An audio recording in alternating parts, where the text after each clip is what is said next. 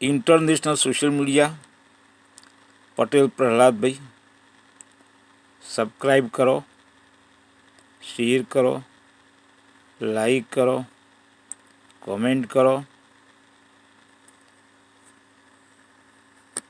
उन कर्मचारियों के लिए खुशखबरी यह है कि 16 जनवरी को सरकार की तरफ से ऐलान कर दिया गया है कि 8वें वेतन आयोग का गठन अब जल्द होगा।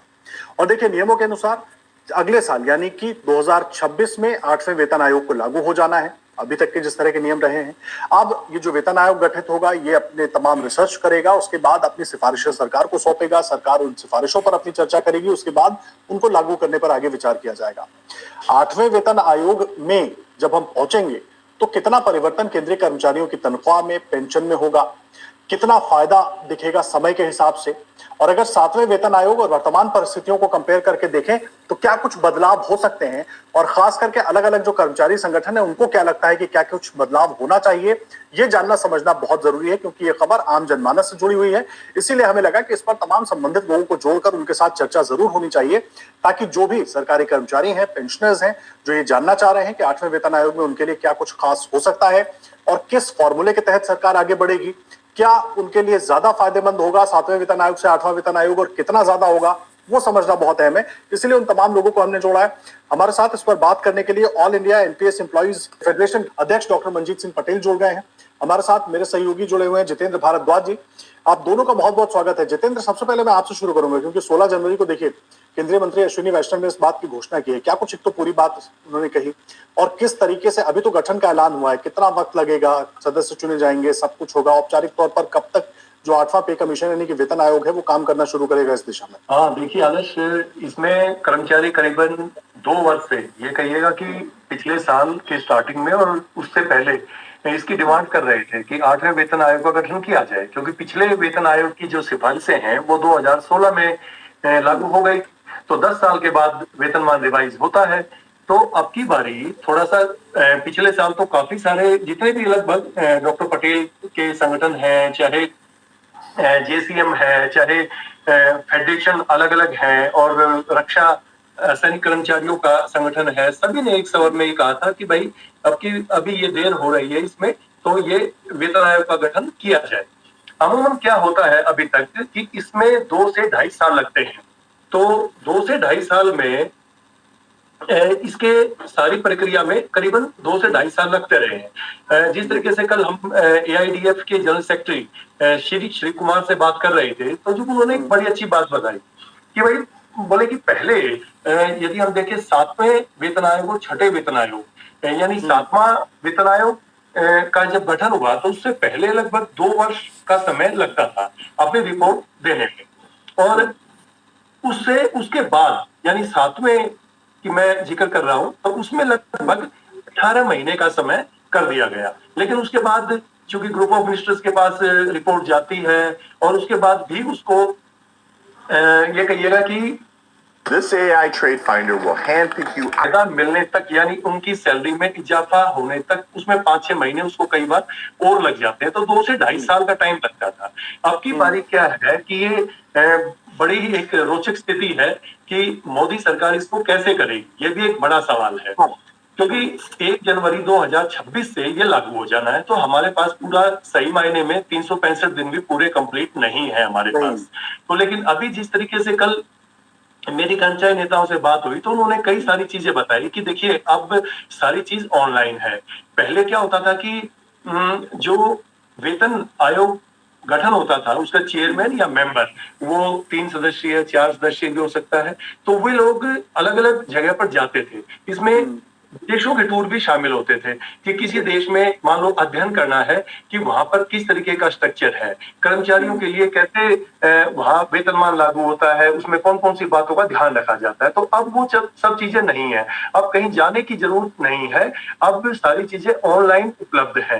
तो इस वजह से इतना ज्यादा टाइम नहीं लगेगा। रही बात अपने कर्मचारी यानी भारत के कर्मचारी संगठनों से बातचीत, तो जेसीएम है और दूसरे संगठन है, तो उनके सभी प्रतिनिधियों को दिल्ली में बुलाया जा सकता है, या वो अपनी अपना प्रतिवेदन दे सकते हैं। तो अब की बार ये माना जा रहा है कि 1 साल में सरकार इसको सभी तरह की जो प्रक्रिया है उसको पूरा कर लेगी, और 26 यानी 1 जनवरी 2026 से इसको लागू कर दिया जाएगा। आदर्श, ठीक है। बड़ी अहम जानकारी आप दे रहे हैं, क्योंकि देखिए इसी प्रक्रिया को लेकर समय उठता था, मुझे याद है, क्योंकि हमारे पिताजी भी रेलवे में होते थे और उस वक्त जब पे कमीशन को लेकर चर्चा होती थी तो सालों पहले वो चर्चा शुरू हो जाती थी। डॉक्टर मनजीत सिंह पटेल, मैं आपके पास आ रहा हूँ। बड़ा अहम है समझना जो बात जितेंद्र जी बता रहे हैं। एक तो थोड़ा हमारे दर्शकों के लिए बताइए, वेतन आयोग खास करके क्या होता है, किस तरीके से काम करता है, और इस बार के लिए उम्मीदें क्या कर रहे हैं आप लोग, क्योंकि बहुत कुछ बदला हुआ है 2016 और 2026 के बीच में। वो चाहे महंगाई का स्तर हो या तमाम अलग अलग चीजें हों, अलग अलग फैक्टर्स हो, वैश्विक फैक्टर्स भी मैं जोड़ रहा हूँ इसमें, बहुत कुछ बदला हुआ है। तो किस तरीके से काम होगा और क्या उम्मीदें हैं आप लोगों की? पहले तो बिल्कुल बिल्कुल। आदर्श जी, पहले तो आपका बहुत बहुत धन्यवाद कि आपने मौका दिया है यहाँ पर बात रखने के लिए। तो सबसे पहले ये जानना जरूरी है कि वेतन जो आयोग बनता है उसकी जरूरत ही क्यों पड़ती है, ये सबसे इम्पोर्टेंट फैक्टर है। तो ऐसे समझ कि सर, जब किसी की जो सरकार कहती है, जो सरकार की जो डिक्शनरी में जो लिखी गई है, वो अभी ये है कि किसी कर्मचारी का परिवार 4 लोगों से मिलकर के बनता है, हस्बैंड, वाइफ और 2 बच्चे। अब इन 4 लोगों के जो खर्चे हैं, मान लीजिए कॉस्ट ऑफ लिविंग जिसको आप कहते हैं, पहले तो ये कि जो डॉक्टर एक्राइड वेलेस है, क्योंकि डॉक्टर एक्राइड वेलेस के फार्मूले से ही ये मैट्रिक्स बनाई गई है, जिसको हम पे मैट्रिक्स कहते हैं, जिसे हम सबसे पहले 7वें पे कमीशन में उसको लागू किया गया था। इससे पहले पे मैट्रिक्स नहीं। तो पहली बार पे मैट्रिक्स 2016 में आया।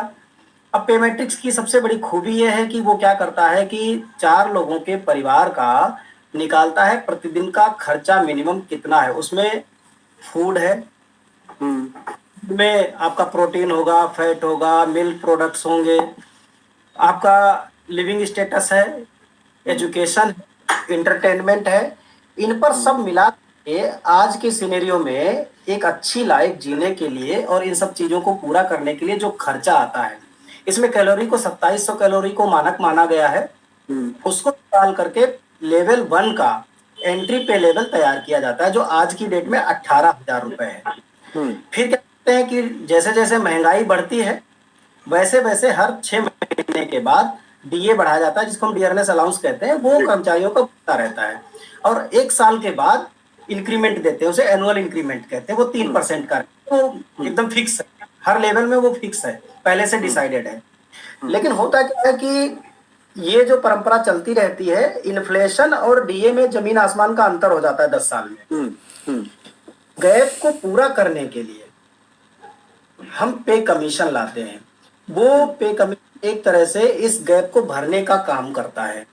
तो 10 साल के बाद पता चलता है कि महंगाई ज्यादा है और वेतन कम है, तो इसको ठीक करने के लिए पे कमीशन अलग अलग डिपार्टमेंट से उनकी संस्तुतियां लेता है, रिप्रेजेंटेशन लेता है, उनका देखता है कि उस डिपार्टमेंट में किस लेवल पर कौन सा कर्मचारी है, तो उसकी लाइफ कैसी है, क्या वो अपने बच्चों को एजुकेशन दे पा रहे हैं, उस वेतन से नहीं कर पा रहे हैं, खर्चे चला पा रहे हैं। तो इन सारी चीजों को अमेंड करते हैं और नई टेबल जारी करते हैं। ये वेतनमान आयोग का काम है बेसिकली।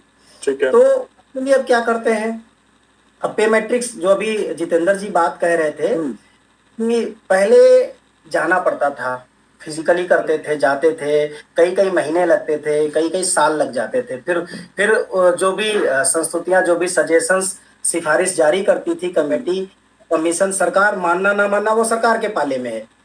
सरकार उसको कुछ संशोधन के साथ चीजें लागू कर देती है, कुछ चीजें फिर भी उस ऊपर माथापच्ची चलती रहती है।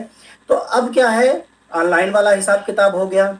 सबसे बड़ी बात, पेट्रिक्स बन गई। अब केवल वेतन आयोग को मल्टीप्लिकेशन फैक्टर देना है कि क्या मल्टीप्लिकेशन फैक्टर लाया जाए, उससे मल्टीप्लाई कर दिया। फैक्टर, वो जो फिटमेंट फैक्टर जिसको कहते हैं, उसी की बात कर रहे हैं आप? बिल्कुल बिल्कुल, फिटमेंट फैक्टर कह लीजिए, मल्टीप्लिकेशन फैक्टर एक ही बात है वो। तो वो फैक्टर इजाद कर लेंगे। इजाद करने के बाद जो एंट्री पे लेवल है उसको उस फिटमेंट फैक्टर से मल्टीप्लाई कर देंगे, नया बेसिक स्ट्रक्चर तैयार हो जाएगा। उसके बाद इंक्रीमेंट एनुअल देख लेंगे।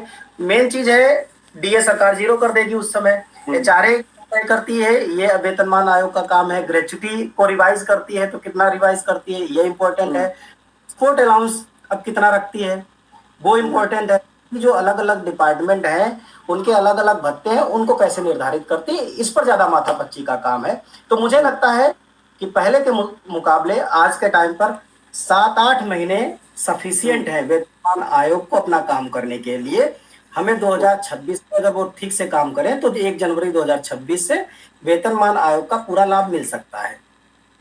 ठीक है, ये बड़ी बात आप कह रहे हैं, लेकिन क्योंकि आपने फिटमेंट फैक्टर का जिक्र किया था, मैं जितेंद्र के पास भी जाऊंगा, लेकिन मैं उसको पहले समझना चाहूंगा क्योंकि मैंने लगातार जो डेटा निकाला है फिटमेंट फैक्टर, अगर मैं पिछली बार की बात करूं, खास करके 2016 की, तो 2.57 फिटमेंट फैक्टर को रखा गया था। उसके हिसाब से 7वें वेतन आयोग में सब कुछ जो भी गुणागणित किया गया था वो किया गया था।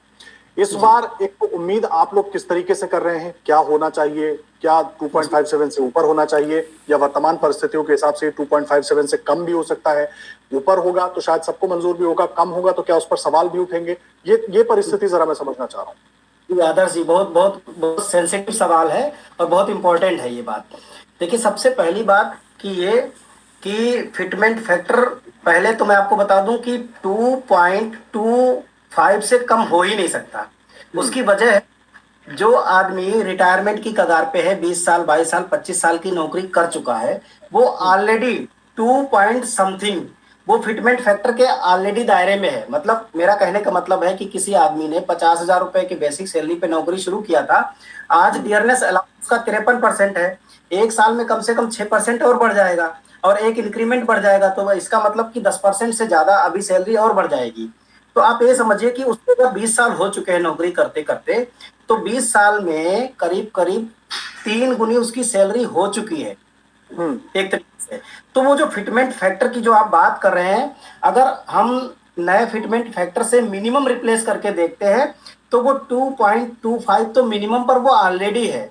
अब गैप की बात आती है कि गैप कितना आया है, इन्फ्लेशन को लेकर के महंगाई के बीच में गैप कितना आ गया है, उसको अगर वो पूरा करते हैं तो आई थिंक कि वो 2.5 से ऊपर ही जाएगा। पिछली बार 2.57 कॉमन नहीं था, 18 पे लेवल है हमारे पास, किसी में 2.52 था, किसी में 2.57 था, किसी में 2.68 था। हम उसको साधारण रूप में एक जिसे हम एवरेज कहते हैं फिटमेंट फैक्टर, वो 2.57 है जिसकी आमतौर पर चर्चा होती है, लेकिन अलग लेवल पर अलग अलग फिटमेंट फैक्टर लाया गया था। तो हमें इस बार उम्मीद है कि एटलीस्ट सरकार अगर कर्मचारियों के साथ वाकई संवेदनशील है, न्याय करना चाहती है, तो वो 2.5 के आसपास तो मिनिमम जाएगी। लेकिन मंजीत जी, बहुत सी मीडिया रिपोर्ट्स में वेतन मैट्रिक्स जो है वो 1.92 रखने की बात हो रही है कि उसके आधार पर ही होगा सब कुछ। बहुत सारी अलग अलग मीडिया रिपोर्ट्स की बात कर रहा हूं। आप सही कह रहे हैं, कुछ लोग तो ऐसा भी है कि वो बहुत ज्यादा, वो देखिए 2.9 से ऊपर जाता है तो कर्मचारियों के लिए बहुत बढ़िया होगा, लेकिन मैं बात यहाँ से आपको कहूंगा कि ये सरकार थोड़ी कंजूस सरकार मानी जाती है। भले ही इस बार समय से कमीशन के गठन का ऐलान किया गया है, कर्मचारियों के बीच में ऐसा मानते हैं कि ये वर्तमान सरकार कर्मचारियों के मामले में कंजूसी करती है। तो हम बहुत बड़े सपने नहीं देख रहे हैं, हम बस ये चाहते हैं कि एक ऐसा फिटमेंट फैक्टर आए जो तार्किक हो, न्याय संगत हो, आज की महंगाई के हिसाब से हो, ताकि वो एक जो जिसको हम कहते हैं ना ह्यूमन डेवलपमेंट इंडेक्स HDI, उसको फुलफिल करे। क्योंकि आज की सबसे बड़ी जो जरूरत है HDI के अकॉर्डिंग सैलरी, वो इम्पोर्टेंट है। तो ठीक है 2.9 से ऊपर जाता है तो, लेकिन हमारी जो कैलकुलेशन है एटलीस्ट 2.5 से ऊपर जाना चाहिए उसको। 2.5 से ऊपर जाना चाहिए। ठीक है, मैं आ रहा हूं आपके पास मंजीत जी। जितेंद्र जी भी हमारे साथ जुड़े हुए। जितेंद्र, एक बात, क्योंकि पे कमीशन जब आएगा, 8वां वेतन आयोग जब लागू किया जाएगा, तो सरकारी खजाने पर भी उसका बोझ बढ़ेगा। हालांकि इसका एक इकोनॉमिक फैक्टर, इकोनॉमिक एंगल अलग है, उस पर भी हम आएंगे, लेकिन जो बोझ बढ़ेगा वो तकरीबन अभी जो अंदाजा लगाया जा रहा है वो 2 लाख करोड़ का पड़ेगा। और जाहिर सी बात है, सरकार ने ये होमवर्क किया ही होगा तभी ये गठन की दिशा में आगे बढ़ी है। इसको लेकर के भी कुछ चर्चाएं चल रही है कि कैसे उनको पूरा किया जाएगा, और क्योंकि बजट के ठीक पहले ये घोषणा हुई है, तो क्या इस बजट से ही उस दिशा में आगे बढ़ने की कोशिश भी हो सकती है? देखिए, इस बजट से जो आपने कह रहे हैं कि इस बजट से भी सरकार आगे बढ़ेगी, तो ये बात बिल्कुल ठीक है कहीं ना कहीं, क्योंकि अगले बजट से पहले यानी 8वें वेतन आयोग की सिफारिशें लागू हो जाएंगी। जिस तरीके से उन्होंने कहा है कि 1 जनवरी 2026 से, तो यानी कि अगला बजट तो फरवरी में आएगा, तो उससे पहले लागू हो जाएगी। तो ये बिल्कुल आपने बड़ा वाजिब सवाल किया है कि इस बजट में जरूर कोई ना कोई सरकार उसका प्रावधान करेगी। हालांकि अभी वेतन आयोग का गठन जो है वो नहीं हुआ है, और कहां से किस तरीके की सिफारिशें आएंगी, या सरकार कैसा फार्मूला बनाएगी, या अभी उसका कुछ एक जो लेआउट प्लान होता है अभी वो सामने नहीं आया है। पर इतना जरूर है कि चूंकि एक बहुत बड़ी एक ह्यूज अमाउंट इसके ऊपर खर्च होगी सरकारी कर्मचारियों को लेकर। जैसा पटेल जी ने बताया कि 2.9 तक हम जाते हैं, तो एक बड़ा बोझ तो नेचुरली है, पड़ेगा ही पड़ेगा सरकार पर। लेकिन अब इसका इस बजट में अभी फौरी तौर पर हमें ऐसा कुछ दिखाई पड़ेगा, या फिर हो सकता है कि ऐसा कुछ हो कि उसमें घोषणा की जाए कि हाँ सरकार कुछ ऐसा कह सकती है, निर्मला सीतारमण, कि भाई 8वें वेतन आयोग की घोषणा हो गई है और हम इसके लिए कुछ इतना प्रावधान धन का कर Enhance your home's बीच में अचानक कहीं से राशि अक्टूबर में, नहीं, नवंबर में, जितेंद्र जी, या मान लो जी। एक तो प्रावधान की बात है, दूसरा अगर आपको अगले साल करना है और 2 लाख करोड़ का आप मोटा मोटा एक एस्टिमेट जो मीडिया रिपोर्ट्स में जी। चल रहा है वो लेकर भी हम चलते हैं, तो उसके लिए धन जुटाना, अब वो केवल टैक्स या इनकम टैक्स के जरिए तो नहीं जुटा पाएंगे आप, उसके लिए नए रास्ते भी तलाशने होंगे, या इनकम टैक्स के सिस्टम में थोड़ा बदलाव करके आप कर्मचारियों पर ही बोझ डाल के भी वो पैसा नहीं निकाल पाएंगे, उसके लिए दूसरे तरीके भी निकालने होंगे। तो शायद उसके लिए यहीं से एक पूरा प्लान चॉकआउट करके कि भाई ये होगा, घोषणा होगी, उसके बाद गठन होगा, तब तक बजट आएगा, बजट में हम ये प्रावधान करेंगे ताकि अगले साल जब देने की स्थिति आए तो कुछ सरकार बेहतर स्थिति में हो, बहुत संकट वाली परिस्थिति ना हो बजट को लेकर। बिल्कुल ये तो रहेगा, क्योंकि सरकार जो है इसी बजट में ही कोई ना कोई जरूर प्रावधान ऐसा करेगी ताकि सरकार को फिर आगे कोई दिक्कत ना आए। और रही बात जिस तरीके की आपने कहा टैक्स, तो टैक्स को लेकर भी अब की बारी कर्मचारी संगठनों की और जेसीएम ने भी ये मांग सरकार के समक्ष रखी है कि 10 लाख रुपए तक का वेतन जो है वो टैक्स फ्री होना चाहिए। तो सरकार इस तरफ भी देखेगी और इसके लिए जैसे 2 लाख करोड़ रुपया, तो ये एक बहुत बड़ी राशि है। तो इसका प्रावधान कहां से क्या करेगी, टैक्स से आएगा? खाली टैक्स से तो इस सरकार नहीं बचा सकती है, और ना ही इतनी बड़ी राशि का कोई इस तरीके से टैक्स बढ़ाकर, या जीएसटी का है या दूसरे कुछ रास्ते हैं। सरकार को इसके लिए एक अलग से कोई ना कोई सेपरेट बजट का प्रावधान करना होगा अपना। कहाँ कैसे क्या लाएंगे वो सरकार का भी इस वेतन आयोग के गठन के बाद कुछ चीजें साफ होंगी कि तब कैसे क्या रहेगी। लेकिन इतना जरूर तय है कि इस बजट में सरकार को कोई ना कोई ऐसा प्रावधान अपना निकालना पड़ेगा या करना पड़ेगा, या हो सकता है संभावित है ऐसा कि निर्मला सीतारमण कोई घोषणा भी करे कि भी बजट को लेकर बजट में 8वें वेतन आयोग को लेकर भाई हम इतने पैसे का प्रावधान अपना कर रहे हैं, ऐसा भी हो सकता है आदर्श। ठीक है, बहुत अहम बात आप कह रहे हैं और जाहिर सी बात है ये, क्योंकि किस तरीके से होगा इस पर भी बात करना बहुत जरूरी है। मंजीत जी देखिए, एक जो मोटा मोटा कैलकुलेशन है 1.92 का जो मैट्रिक्स जिसकी हम चर्चा कर रहे थे, जो मीडिया रिपोर्ट्स में चल रहा है उसके हिसाब से, अगर उसके हिसाब से देखें तो जो 18वें लेवल पर जो कर्मचारी है ग्रेड 1 के हिसाब से अगर मैं बात करूं तो उनकी बेसिक सैलरी 1800 के पे ग्रेड के हिसाब से 18,000 रुपए अगर मानते हैं, तो 1.92 के मैट्रिक्स पे वो बढ़कर करीब करीब मुझे लगता है 34,560 या उससे कुछ ज्यादा हो जाएगी। ऐसे में ये वाला कैलकुलेशन है 1.92 के हिसाब से। इसी तरीके से हर ग्रेड के हिसाब से आप उसको बढ़ाते जाएंगे तो वो बढ़ता जाएगा।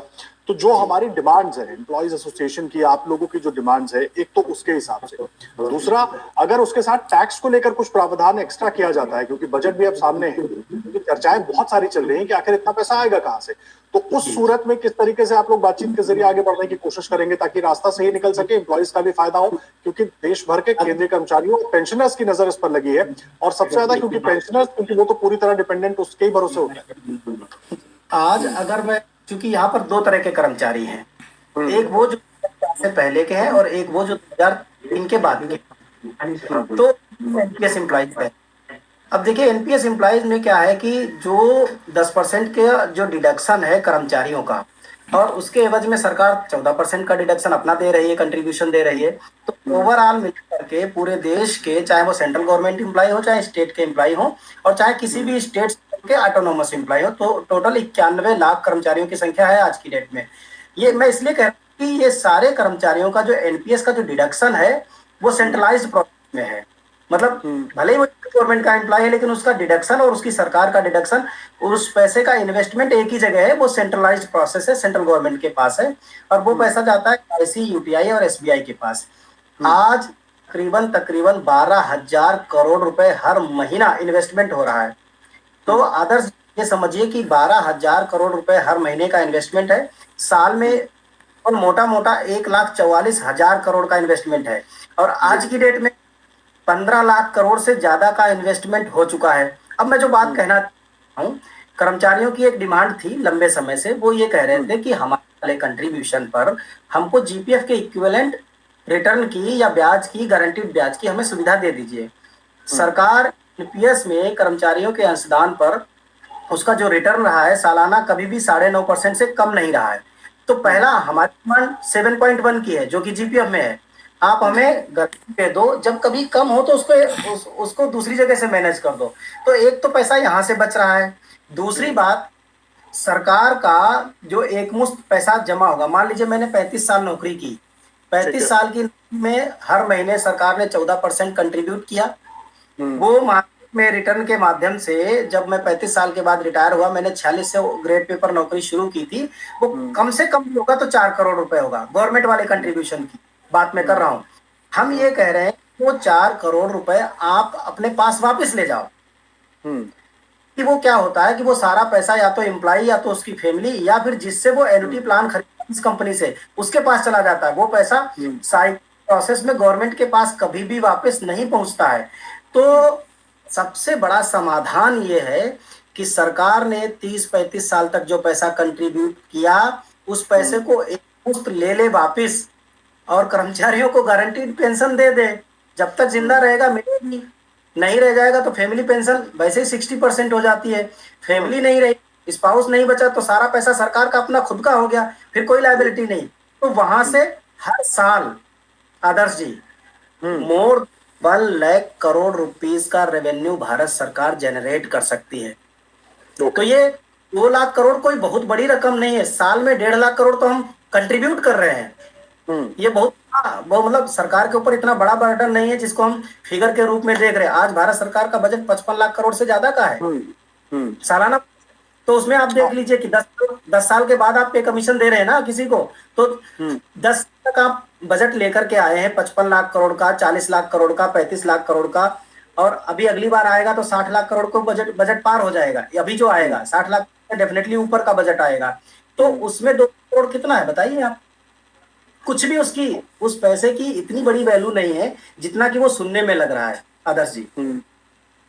ठीक है, ये बड़ी अहम बात आप कह रहे हैं और जाहिर सी बात है इस पर भी बात होनी चाहिए क्योंकि पैसे बहुत सारे एम्प्लॉइज के ही इन्वेस्ट हो रहे हैं, री इन्वेस्ट हो जाते हैं, जो कटौतियां होती है अलग अलग तरीकों से और जो नियमों के अनुसार होती हैं। जितेंद्र जी, एक आखिरी सवाल आपसे मैं समझना चाह रहा हूँ, बड़ा अहम है समझना, क्योंकि देखिए सरकार जो बात अभी मंजीत जी कह रहे हैं, पैसा सरकार की तरफ से अगर एक तो जो अलग अलग कटौतियों के रूप में लिया जा रहा है उनको री इन्वेस्ट किया जा रहा है, उसका तो फायदा अपनी जगह पर है, लेकिन दूसरा जो पेंशन बढ़ती है या सैलरी बढ़ेगी 8वें वेतन आयोग के हिसाब से, मार्केट में जब वो पैसा आता है वो भी पैसा तो मार्केट में ही घूमेगा ना। अगर मेरी सैलरी बढ़ेगी तो मैं कहीं निवेश करूंगा या घर खरीदने की सोचूंगा या बैंक में पैसे को रखने की सोचूंगा या उसका कुछ उस तरह का निवेश, ताकि मेरी भी लाइफस्टाइल में भी चेंज आए। वो वापस सरकार में पैसा जाता है, लेकिन कर्मचारियों की सैलरी और पेंशन में बदलाव होता है तो उसका बदलाव देश की इकोनॉमी फार्मर और एजुकेशन पर सोचना चाहिए। इसमें एक ये भी है, ये तो बात आपने बिल्कुल ठीक कही है कि जब इतने वो सरकार की गलत पॉलिसी है। सैलरी में कितना बड़ा इजाफा होगा तो जाहिर सी बात है कि पैसा मार्केट में तो जाएगा ही जाएगा। कोई प्रॉपर्टी में इन्वेस्ट करेगा, कोई बच्चों की अच्छी पढ़ाई लिखाई में करेगा, कोई अपना बेहतर इलाज अच्छे से करवा पाएगा। और दूसरों का सोचना चाहिए ना। फार्मर का तो प्रॉब्लम बहुत ही है, एजुकेशन का प्रॉब्लम है, तो सही उसको दे देना चाहिए। कई सारी चीजें होंगी, वो ट्रूथ है कि कर्मचारी को तो जो ज्यादा पैसा बचाता है तो वो तो बैंकों में जाएगा, पिछला जो स्टॉक में जाएगा, प्रॉपर्टी में जाएगा, उसको जो देखते हैं तो उसमें ऐसा कभी होता नहीं। गवर्नमेंट में वापस आएगा ना। डॉक्टर पटेल भी इससे सहमत होंगे और आप भी होंगे। लेकिन किसानों और एजुकेशन पर खर्च करना जरूरी है। वो कितनी बढ़ गई वो सही, लेकिन हम जब आज के समय में जरूरियात है सेवा खरीदने के लिए, जैसी स्थिति पे आ गए हैं। बाजार का भाव भी लगभग वहीं पर आकर रहेगा, वहीं पर हम जो भी वो तो एक हाथ से देते हैं, दूसरा हाथ से ले लेते हैं। मान लिया जाए हॉस्पिटल का बिल है, तो फायदा किसको नहीं? मान लिया जाए हमें किसानों को दे दो के साथ बाहर जाना है, किसी वो सही है। India is a farmer country और किसान पुअर है, रूम का रेंट है, तो वो सब चीजें आपको बड़ी मिलेंगी, सारी की सारी चीजें बड़ी मिलेंगी। वो मीडिया में नहीं आती। मीडिया में तो वो एम्प्लॉइज होती है, एम्प्लॉइज इसका सरकार को वो घुमाते हैं। बड़ा अच्छा है, ये तो कर्मचारी को ऐसा महसूस नहीं होगा। किसानों को क्या फायदा? बाजार में निकलेंगे ना, पुअर पर्सन को दे दो, उसके सापेक्ष कहीं ना कहीं बढ़े हुए मिलेंगे। किसान तो मीडिया में आता नहीं है और कर्मचारी मीडिया में आता है तो सरकार को गले तल्ले करके वो घुमाया करती है, गलत डिसीजन लेते हैं। पटेल साहब जी, वो जितेंद्र जी की बात से मैं बहुत सहमत हूँ। और तो मैं सहमत नहीं हूँ सरकार वो सरकार के लिए किसानों के लिए मैं सहमत नहीं हूँ। वेतनमान आयोग के गठन का ऐलान हुआ है, किसान इज द अभी ग्रेट गठन हुआ नहीं है, होना अभी चाहिए। गठन होगा। जो किसान आगे नहीं बढ़ेगा तो देश चेयरमैन कभी भी बनेगा, आगे नहीं 2 महीने बढ़ेगा। और आएंगे, हो सकता है कि एम्प्लॉय तो वो क्या होता है, गोदी मीडिया जैसा होता है। प्राइवेट सेक्टर से आए तो अरे वो तो अभी करप्शन लोगों भी की करता सैलरी है। नहीं बढ़ी है, सैलरी कहीं 1 साल के बाद बढ़ेगी। लेकिन भाई साहब हमारे करप्शन यहाँ बंद कर दो। मार्केट में सब्जियों के दाम की तो मैं गारंटी नहीं ले रहा हूँ, लेकिन जो अभी फार्मा की बात करी जितेंद्र साहब ने, तो फार्मेसी के दाम अभी से आपको 1 महीने के अंदर इम्प्रूव होते दिख तो जाएंगे। मीडिया वो बढ़ की जाएंगे। बात वो है, गोदी तमाम मीडिया है, गोदी मीडिया इंडस्ट्री सरकार है, सब वहाँ दाम बढ़ जाएंगे। गलत रास्ते पर चल रही है। इंडस्ट्री है, जितना भी क्लोथ्स का है वहाँ दाम आपके बढ़ जाएंगे, और जितना आप जिसको कहते हैं ना लग्जरी लाइफ वाली, वहाँ दाम पहले ही बढ़ जाएंगे। पे कमीशन बाद में फाइनेंस आएगा। मिनिस्टर तो कैसा होना चाहिए, इन सब वो चीजों पुअर पर जब पर्सन तक की ध्यान काबू रखिए, नहीं वो किया ऐसा होना जाएगा, चाहिए। तब तक पे कमीशन आप कितनी बार लाएंगे, फार्मर कितनी की बार ध्यान settlement रखिए, plan सबसे लाएंगे, पहला जब मुद्दा तक है देश कहने के का लिए। पर एक अंकुश चाहिए, क्योंकि मार्केट में आदमी फिर परचेजिंग पावर उसको लगेगा कि चाहे अगर जितना हमारे ट्रिलियन पास का 1 लाख व्यापार की हो, सैलरी है, बिजनेस हो, बजट लेकिन हो, फिर भी उसके पास कोई स्थिति रिजल्ट नहीं होगी मिलेगा। कि 500 रुपए किसान का जब उसको आगे बढ़ेगा तब रिजल्ट मिलेगा। और वो मीडिया में नहीं आती, वो सरकार के पास नहीं आती। फैक्टर है और सरकार में कि मीडिया में गोदी जिन मीडिया में चीजों आता को है, वो तो सरकार एम्प्लॉयज कंट्रोल आते हैं कर कि वो तो सकती सब है, एक उस एक पर एक ही बहुत एक ही है सब। खास करके वहाँ भी किसानों को सोचो पहले, स्ट्रक्चर है, वो एजुकेशन पर जो सोचो, प्रोडक्शन कभी देश तरक्की करेगा। कंट्रोलिंग चाहिए ताकि उनके दाम बेतहाशा ना बढ़े। एम्प्लॉयज का 8वां वेतन पद की कोई जरूरत नहीं है। 8वां वेतन पद में फार्मर की जरूरत है, फार्मर को दे दो। आयोग लगे, उनका फायदा सभी लोगों को मिल सके। वो इतना तो ज्यादा करप्शन चलता है तो वो सोचने की जरूरत नहीं है। चाहूंगा, देखिए हम लोगों का भी अपना एक दर्द है और बहुत बात होती है। हालांकि देखिए वेतन आयोग केंद्रीय कर्मचारियों के लिए है, लेकिन प्राइवेट सेक्टर भी बड़े लंबे समय से इस तरह के किसी बदलाव को लेकर बात तो जरूर होती रही है, लेकिन बदलाव तो निचली कक्षा के वो लोग हैं, उसको आगे बढ़ाओ। सोच रही है क्या, कहीं चर्चा भी हो रही है सरकारी तंत्र में ऐसी? नहीं, देखिए प्राइवेट क्षेत्र के लिए अभी इस तरीके की कोई व्यवस्था नहीं है। हालांकि कई बार जब हम डॉक्टर पटेल से या श्री कुमार से बात करते हैं, प्राइवेट वाले क्या देती है, प्राइवेट में गोविंद अहमदाबाद में वो कर्मचारी 10,000 देते हैं, 10,000 भाड़े में चला जाता है, तो वो कर्मचारी क्या मिलता है प्राइवेट वालों को? गवर्नमेंट तो गलत दे देता है। एनपीएस रही है गवर्नमेंट ना एवरी 90% डिसीजन गलत है, गोदी मीडिया चलाता है सब। के लिए भी सरकार इस बारे में कुछ सोचती, लेकिन अभी तक इस तरीके का कोई पहला किसानों की सोचो, सरकार का कोई रुझान या कोई ऐसी योजना कि भाई जिस तरीके से सरकारी कर्मियों के लिए ये वेतन आयोग गठित हुआ है, तो क्या प्राइवेट क्षेत्र के लिए भी ऐसा कुछ हो? ऐसा है नहीं। वो फुगाओं को और करप्शन को मत सपोर्ट करो। अभी बहुत सारे कर्मचारी संगठनों ने के नेताओं से बातचीत सब अपनी अपनी सोचते हैं, लेकिन किसानों की सोचो। से लगातार इसकी डिमांड की आज देश के लिए किसान जरूरी है, किसान तरक्की करेगा तब देश तरक्की करेगा। चाहे कितना ट्रिलियन का बजट हो, क्या विश्व गुरु का बनगा फेंको, इसमें कोई फायदा नहीं है। वेतन आयोग गठित किया जाए, सरकार ने 2 टूक शब्दों में मना किया था कि नहीं, ऐसा कोई प्रस्ताव विचाराधीन नहीं है। अभी सिर्फ 1 महीने में सब कुछ बदल गया आदर्श। तो इसके पीछे बताया जा रहा है कि मेन जो वजह है वो दिल्ली चुनाव है, क्यों दिल्ली में कम से कम देश में चुनाव नहीं हुई हमने, वो तो सब गलत है सब। नहीं, करीब 4 से 5 लाख ऐसे वोटर होंगे जो केंद्रीय कर्मचारी या पेंशनर्स हैं। राजीव कुमार, ईडी, सीबीआई सब गलत है, क्योंकि हर महीने रिटायर्ड कोई ना कोई तो होता ही है। गोंगोइन, चंद्रचूड सब गलत है। देश की पथारी फिरने वाला है सब लोग। महीना पहले ही शीतकालीन सत्र में सरकार ये कह रही है कि कोई प्रस्ताव ऐसा विचाराधीन ही नहीं है। वित्त राज्य मंत्री ने कई बार ये जवाब दिया, लेकिन अब अचानक इसको ले आए, तो कहीं ना कहीं दिल्ली चुनाव को इसके पीछे एक बड़ी वजह बताया जा रहा है। नहीं, ये बहुत महत्वपूर्ण बात आप कह रहे हो। देश का वो किसानों को सोचना चाहिए, चुनाव का नहीं, चुनाव तो आता है जाता है, किसानों को क्या फायदा? जनवरी 2026 से सरकार आती जाती है, पार्टी आती जाती है, किसानों के लिए सोचना चाहिए तो देश महान बनेगा। लेकिन कुछ भी रिजल्ट नहीं आएगा। लिख दो, लिखना हो तो लिख दो। की कोशिश की, इसको लेकर क्या कुछ चल रहा है। जितेंद्र जी हमारे सहयोगी हैं, पूरी जानकारी आप तक पहुंचा रहे थे।